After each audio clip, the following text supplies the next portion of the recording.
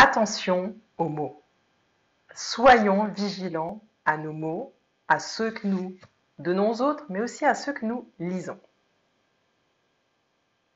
Bonjour, je m'appelle Aude Milesi, je suis conférencière, consultante et formatrice en stratégie de communication.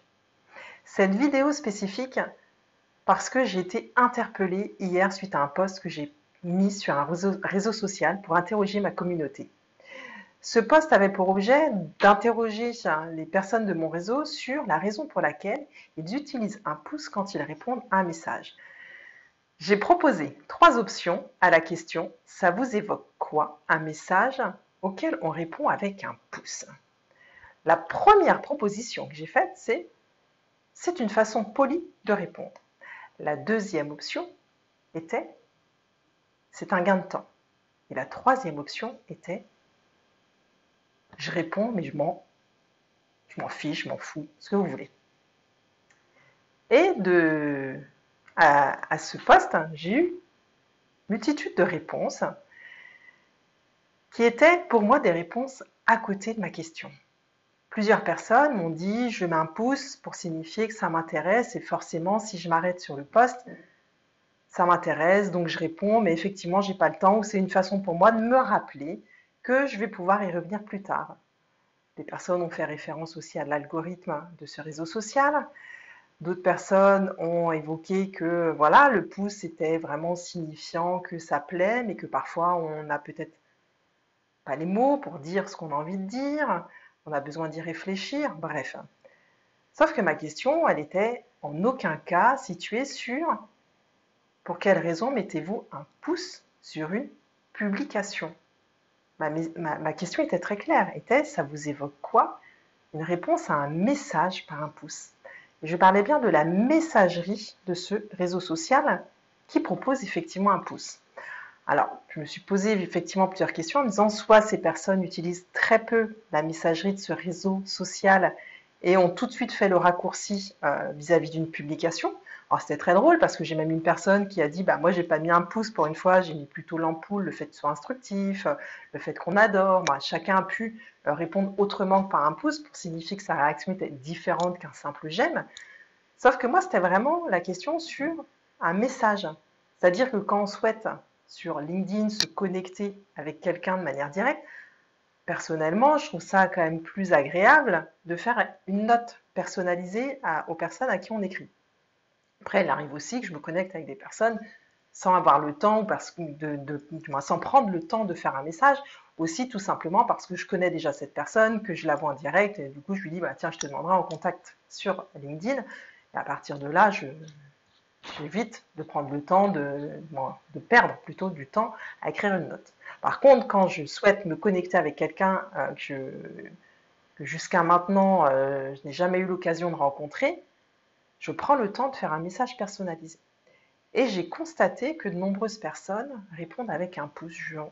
Et donc, je me suis vraiment posé ces 3 questions. Est-ce que c'est une façon polie vraiment de dire, bon, j'ai vu, voilà, mais c'est tout, je réponds parce qu'il faut répondre. En même temps, j'ai peut-être rien à vous raconter aujourd'hui parce que je ne vous connais pas.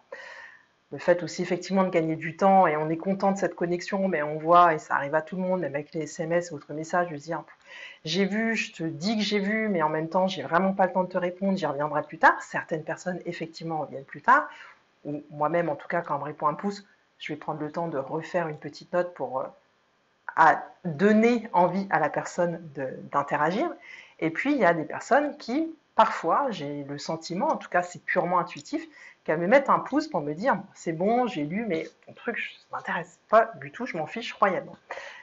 Mais là n'est pas vraiment le propos de ma vidéo, c'est vraiment de dire, moi dans ce post, il était très clair, en aucun cas je parlais d'articles, de publications, j'utilisais le mot message.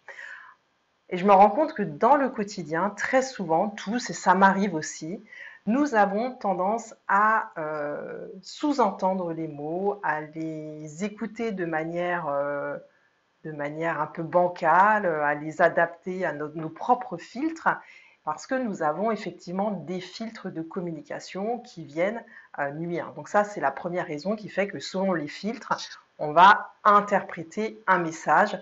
Là, le filtre était que tout le monde répondait à une publication, donc Là, tout le monde s'est dit, bon, bah, elle parle de la publication, alors que pas du tout. La deuxième chose, ça va être aussi que nous avons tous des biais cognitifs, hein, des façons de raccourcir pour aller plus vite. Donc, différents biais ont pu être utilisés, les biais cognitifs. Donc, je ne vais pas tous les énumérer parce qu'il en existe une multitude, mais en tout cas, il y a eu quand même des biais d'interprétation, euh, entre autres, qui ont été utilisés, des raccourcis qui ont amené ces personnes à répondre à côté de ma question. Et puis, il y a aussi tout simplement l'instant présent. Sommes-nous suffisamment dans l'instant présent pour capter correctement le message que les personnes nous formulent? Que ce soit à l'écrit ou dans une rencontre directe, interpersonnelle, nous avons tendance à être dans le passé, dans le futur, mais rarement ici et maintenant. Et c'est vraiment dans la communication, pour moi, une clé essentielle. Être ici et maintenant en état d'attention, de vigilance, de présence pour réussir à être pleinement, mais vraiment pleinement, dans cette compréhension des mots, avec cette possibilité de poser des questions si on a un doute sur le mot, et aussi que l'autre puisse interagir. Alors effectivement, là c'était de l'écrit, mais si chacun, chacune avait été pleinement présent au moment de sa réponse, et avait aussi retiré ses filtres, et puis peut-être aussi ses drivers. En même temps que je vous le dis, je me dis, il y a certaines personnes qui étaient probablement dans le fait plaisir, le fameux driver fait plaisir, puisqu'il y en a 5, et qui se sont dit, bah, je vais lui faire plaisir et je lui réponds. Donc c'est top, je vous remercie vraiment de m'avoir répondu parce que ça m'amène à faire cette vidéo. Et puis il y a d'autres personnes qui se sont dit, bah, allez, fais un effort, elle a fait l'effort de faire le post, et puis bah, moi je vais faire l'effort de répondre, donc ça c'est un autre driver. Donc on peut, je pense, vis-à-vis de tous les drivers, réussir à venir alimenter une réponse sur le pourquoi chacun, chacune a répondu de cette façon-là. Bon, en tout cas, moi ce qui vraiment m'interpelle, c'est de me dire à une question hyper claire, courte en plus, l'ensemble des personnes a répondu à côté. Et ça, c'est quelque chose qui nous arrive tous les jours, à tout le monde. À moi, ça m'arrive. Combien de fois j'ai l'impression d'avoir été très claire dans une consigne que je donne à un de mes 4 enfants et que, comme ils sont évidemment habitués à communiquer avec moi de manière positive et à être attentifs aux mots, m'interpellent en me faisant des blagues, en me disant bah, tu veux quoi en réalité? Alors qu'ils ont parfaitement compris, mais ils viennent me pousser pour aller jusqu'au bout de ma pensée, jusqu'au bout de mes mots.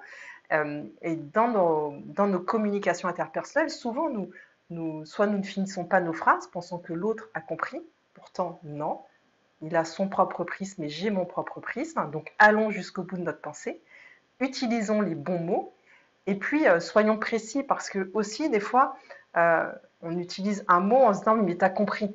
Ben non, la personne n'a pas forcément compris, et je me surprends régulièrement à le faire, et de me dire, bah oui, effectivement, après, on s'étonne qu'il y ait tout un tas d'anecdotes de personnes qui font complètement autre chose que ce qu'on leur a demandé, tout simplement parce qu'on a manqué de précision. Et il est difficile dans ces cas-là d'être en colère, fâché vis-à-vis de cette personne-là, parce que finalement, c'est nous qui sommes responsables, c'est nous qui avons manqué d'attention.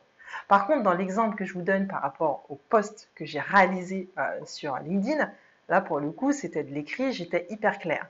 Donc là, c'est vraiment dans ces cas-là, il y a deux prismes. Ce serait de dire, alors quand je suis en relation interpersonnelle, bon déjà que je sois présent et surtout que je sois attentif au vocabulaire et aux mots que j'utilise. Et puis le deuxième prisme, quand je suis en train de lire ou peut-être d'écouter une vidéo ou un podcast où là c'est unilatéral, je reçois une information, il est difficile d'aller interroger mon interlocuteur, à moins que je prenne le temps de poser une question avant de pouvoir répondre, mais en tout cas de prendre le temps d'être en état de présence, de m'assurer que j'ai bien compris la question avant de répondre. Alors effectivement, on est dans cette société de rapidité, du tout de suite maintenant, qui fait que résultat, souvent, de plus en plus souvent, je constate que nous sommes à côté de la bonne réponse, à côté de l'attente de l'autre et surtout à côté de soi. Donc je nous invite à être pleinement avec nous à chaque instant pour avoir une communication qui soit beaucoup plus juste, beaucoup plus pertinente et qui corresponde aux attentes des uns et des autres. Je vous remercie sincèrement de m'avoir écouté jusqu'au bout. Je vous dis à très bientôt pour une prochaine vidéo.